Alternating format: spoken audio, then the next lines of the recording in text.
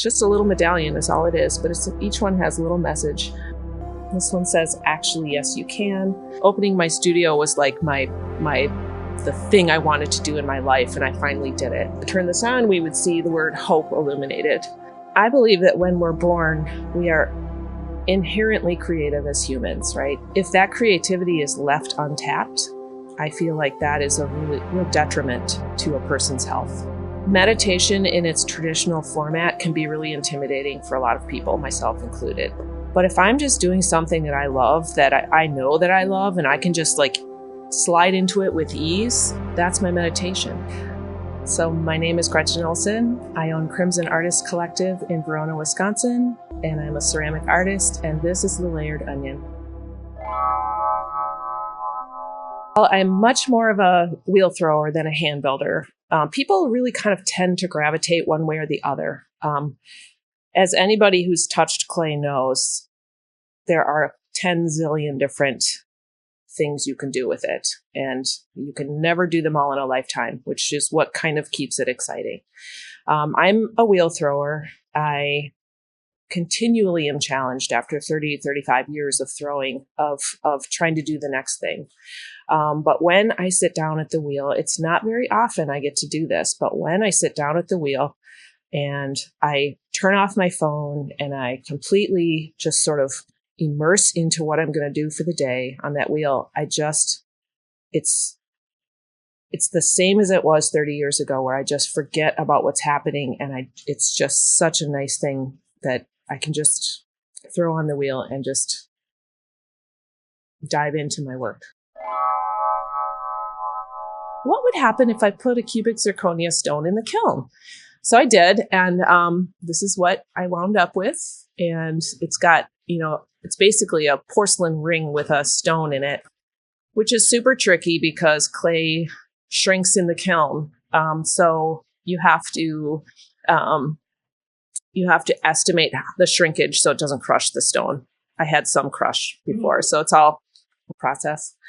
I'm leveraging the translucency of porcelain. So you can see, they've got some nice texture to them. However, I will show you what is special about these. This one says, actually, yes, you can. And that's addressing living in fear. Like, what could go wrong? What would happen if I would push that limit? So that's that message. This one also says the same thing, but it's just a slightly different pattern. And then this one has a really lovely sort of plaid to it, but it says, you are worthy, my dear. Yeah, I think meditation in its traditional format can be really intimidating for a lot of people, myself included. It's like, I have to sit down and I have to meditate and blah, blah, blah, and it's all loaded. But if I'm just doing something that I love, that I know that I love, and I can just like slide into it with ease, that's my meditation. Some people it's walking, some people it's gardening. It's just a time to do something that I really love doing, that totally envelops my brain, so I'm not having to solve any other problems at the moment. That's my meditation. It's a time for me to escape. And when I sit down at the wheel, I'm escaping for sure. One other body of work I've been working on is putting images on clay. And I do spend a lot of time outdoors. And I also went through the Master Gardener training. I'm not still certified, but I went through the training. I'm a gardener. I love looking at the plants. So I take a photo of the plants, and I do this thing called an iron oxide decal. And I make several pieces that carry these images. So this one is a dandelion fluff, and it says "Make a wish" on the inside. Another little message. This is just a lovely image. I feel like it's, and then here's a compass plant. One of the reasons I do these is because these are considered weeds, but they're so lovely. So the message is, yeah, they're weeds, but stop and look around a little bit, and even the weeds are gorgeous and there's beauty all around us if we just stop and take a look. This was taken on the bike path. One day I was riding my bike and there were so many of these things and I stopped and I was like, my gosh, those are so beautiful. So that's the whole idea behind this work. These are arranged, of course, to kind of create some white space that's interesting. It's such a lovely silhouette. So I believe that when we're born, we are inherently creative as humans, right? Humans are born creative. But at some point, most people in our society anyway, have it beaten out of them. They're told they're not creative. They're told that their thing that they're making is no good. They are, whatever. It's beaten out of them. If that creativity is left untapped, I feel like that is a real detriment to a person's health, mental health. So finding a way to practice that creativity and bring it back in a healthy way where, nobody's having any kind of commentary on what you're making, such as like in an educational format, art class growing up. You don't have a teacher staring over your shoulder, do it this way, do it that way. Practicing just a free form creativity as a human is, I think, critical for good mental health. Another thing I'm doing with porcelain is framed pieces. And again, leveraging the translucency of the material. I'm making framed pieces that carry a message. So this one has a very bright light behind it, so I'm not going to turn it on. But if we were to turn this on, we would see the word hope illuminated. So I've got several of these in the works as well. I don't know what I'm going to do with them. One more thing I make with porcelain are these gratitude dishes. It comes in this little glassine bag. It's just a simple little bowl. It's a little pinch pot. I make these when I teach sometimes because it's just a good way to keep my hands busy. But it comes with a little message. I'll read it to you. Gratitude is a powerful contribution to happiness because practicing it requires us to slow down and be present to the beautiful aspects of our lives and ourselves. Even if just once a day we stop to appreciate something or someone, positive feelings emerge. We then have the choice to carry that positivity with us throughout the day, helping us live as the best version of ourselves. I call these gratitude dishes because they are meant to serve as a daily visual reminder to pause in gratitude. They also function as a nice place to park your ring or your daily chocolate. So somebody told me, and I have to check this with a neurologist, but someone told me that throwing on a pottery wheel is one of the few things that a human can do that uses both sides of the brain at the same time. Very interesting. Which explains why it's so immersive, right? So most people, when they come into pottery class, maybe they've got an energy about them. Maybe they're stressed from their day. Maybe they're, they're kind of off kilter or whatever. Guaranteed, after they get up from that pottery wheel, they're calmer. They're smiling. Usually, they're excited to pick the color for their pots, and that's why I do what I do. I'm helping people just find their way back to their creativity. Yeah. And then, of course, more messages, just a little something to, actually, I had a yoga teacher who ordered a bunch of these for her classes. It's just a little medallion is all it is, but each one has a little message. There's nothing but the promise of beauty in this day.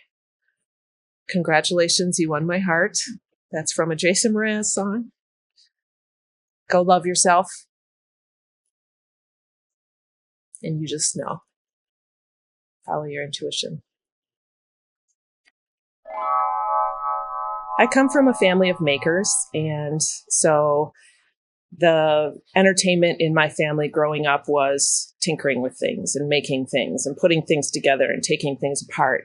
So it was natural for me to gravitate to a 3D art form. When I was finishing college here at UW-Madison. I hadn't touched clay ever. And I got the job of my dreams. It was a corporate America job. And I went to do that job, and turns out it was really, really, really stressful.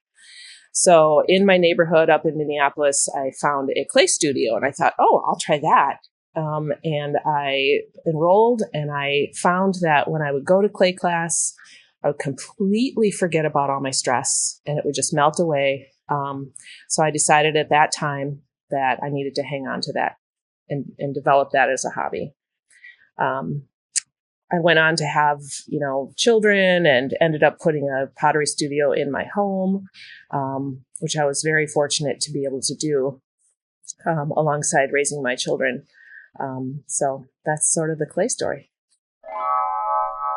When I built my home studio, which was, over 20 years ago, my kids were really little, and every Friday I had a group of other artists that would come over, and we would make in community. So they would all bring their kids, and the kids would play, and we would make our artwork. It was just Friday mornings. And I really, really, really came to cherish that time, because we helped each other with our artwork, but we also helped each other with all of our aspects of our lives, whatever was happening. That group sort of fell away as life goes on and things get busy. And I ended up, in my studio by myself a lot. And I found I was really, really, really missing my community. So I was going to sell the house that had that studio in it. And I was going to buy a new house that had a space for a studio, and I was going to build that studio. And I thought, we were in the process, and I was like, something doesn't feel right. I don't want to be in a studio by myself anymore. And I sat my husband down and I said, honey, I think you better sit down. I need to tell you something. He was like, uh-oh. And we're about to move into this new house, right? And I'm like, tearing up, he's like, what's the matter? I said, I think I need to open a community studio, because I think I need to share this. And I really wanted to provide a space for other people to find their way. I just found that calling. It was a calling, really. And so I listened to it. He was nothing but supportive. He's tearing up too. And he's like, yes, we need to do this. We need to do this, which I'm so grateful for. So I opened up this studio in the community, and the rest is history. When people come to my class, they get a little bit of a lecture. I ask them not to think about what they're going to make on the wheel today. Don't think about a cup. Don't think about a mug. I want you to set that aside, and I want you to think about honoring the fact that you came to pottery class today, and honoring the fact that you're taking some time for yourself to really kind of develop your creative side. So I always tell people, if you make a pot, great. If you don't, that's okay too.